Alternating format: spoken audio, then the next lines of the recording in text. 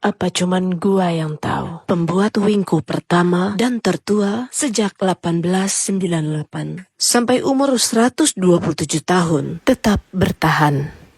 Kerja semangat, sabar, terima. Di mana tempatnya Maria? Oke, sini gua ceritain. Kembali menyusuri Pulau Jawa. Iseng naik kereta Gumarang. Jarak tempuh 8 jam sambil melihat lukisan pemandangan di balik jendela. Tak terasa sampai. Di mana ini Maria? Dialah Babat, salah satu kecamatan di Kabupaten Lamongan. Baru keluar dari stasiun Babat, banyak surprise yang gue temuin. Ini rumah panggung, bahan-bahannya dari kayu jati semuanya. Walau cuman kayu begini, tapi umurnya udah 100 tahun lebih. Melangkah lagi, gue menemukan juga banyak peninggalan zaman Hindia Belanda. Tapi gue merasa sepertinya kurang terawat. Dan ya, Babat adalah kota tua yang terlupakan. Dulunya tuh ini pusat pemerintahan Belanda di Lamongan. Kepilih sama orang Belanda karena ini tempat strategis banget yang bisa menghubungkan beberapa kabupaten Bojonegoro, Tuban dan Jombang. Dilalui transportasi dari segala penjuru. Tapi tunggu dulu. Saat gua berjalan, gua menemukan suatu puisi. Kenapa judulnya Puisi Wingko? Setahu gua Wingko itu asli dari Semarang. Makin penasaran, gua masuk ke lorong bangunan ini dan gua menemukan 2 tungku besar. Ini beneran gua nggak tahu apa-apa. Ternyata ini adalah tempat pembuatan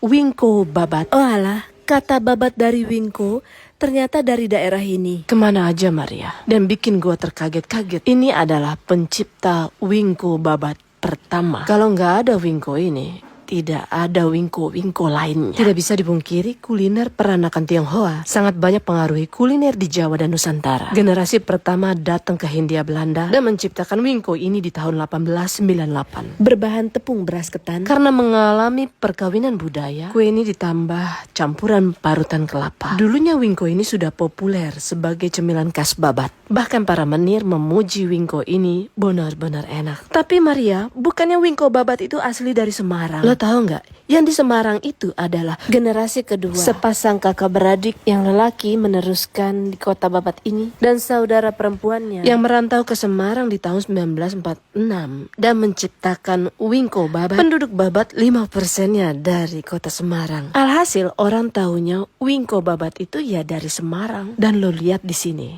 tempat pembuatannya masih tradisional dengan karyawan 20. Di antara mereka sudah ahli dan harmonis dalam mengerjakan proses pembuatan Wingko ini. Dan lo tahu nggak? Ukuran Wingko di sini ada yang sebesar kepala manusia. Mungkin mewakili bagi lo yang kurang puas makan yang kecil-kecil. Setelah setengah matang dari tungku pertama, kemudian dipindahkan kembali ke tungku kedua dan kemudian baru masak. Dan sedangkan gua makan cuma beberapa detik. Karyawannya ramah-ramah, mau tua dan muda, mereka tetap semangat. Apalagi ini Ibu Suyati yang udah berumur 60 tahun. Sejak umur 20 tahun sudah kerja di sini. Tapi semangat kerjanya tinggi. Gimana nggak tinggi? Ini ngaduk-ngaduk bisa 4 jam. Nggak boleh berhenti. Ya, di sini tidak hanya memproduksi Wingko, tapi juga jenang dan madu mongso.